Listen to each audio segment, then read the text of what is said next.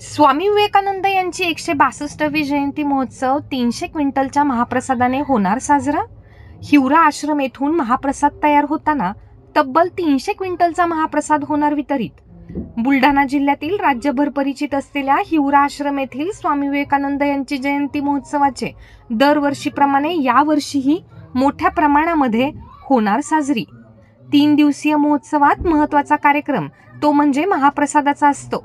आजपासून हा महाप्रसाद तयार करण्यास सुरुवात केली जात असून यात 200 क्विंटल गव्हाची पुरी व 100 क्विंटल वांग्याची भाजी या महाप्रसादाचा वितरण करण्यासाठी गावगावातून मोठ्या प्रमाणात ट्रॅक्टरचा सहभागी होत असतात। ट्रॅक्टर ट्रॉलीने महाप्रसाद वितरित होत असताना यात्रेला विहंगम रूप येत असते। असं महाप्रसादाचं स्वरूप असून उद्या या महाप्रसादाचे वितरण लाखो भाविकांना करण्यात येणार आहे।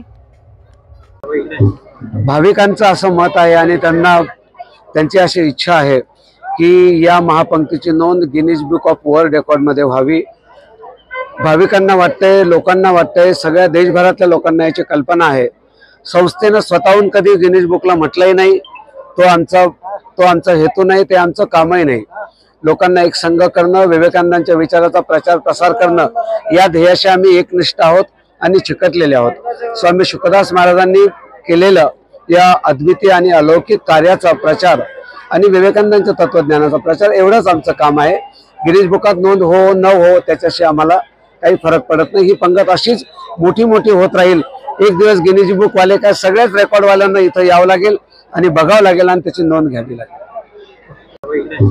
भाविकांचं असं मत आहे आणि त्यांची अशी इच्छा आहे की या महापंक्तीची नोंद गिनीज बुक ऑफ वर्ल्ड रेकॉर्डमध्ये व्हावी। भाविकांना वाटतंय, लोकांना वाटतंय, सगळ्या देशभरातल्या लोकांना याची कल्पना आहे। संस्थेनं स्वतःहून कधी गिनीज बुकला म्हटलंही नाही। तो आमचा हेतू नाही, ते आमचं कामही नाही।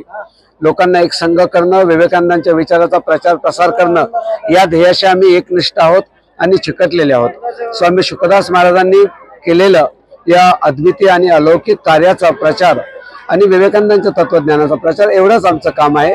गिनीज बुकात नोंद हो न हो त्याच्याशी आम्हाला काही फरक पडत नाही। ही पंगत अशीच मोठी मोठी होत राहील। एक दिवस गिनीज बुक वाले काय सगळ्याच रेकॉर्डवाल्यांना इथं यावं लागेल आणि बघावं लागेल आणि त्याची नोंद घ्यावी लागेल।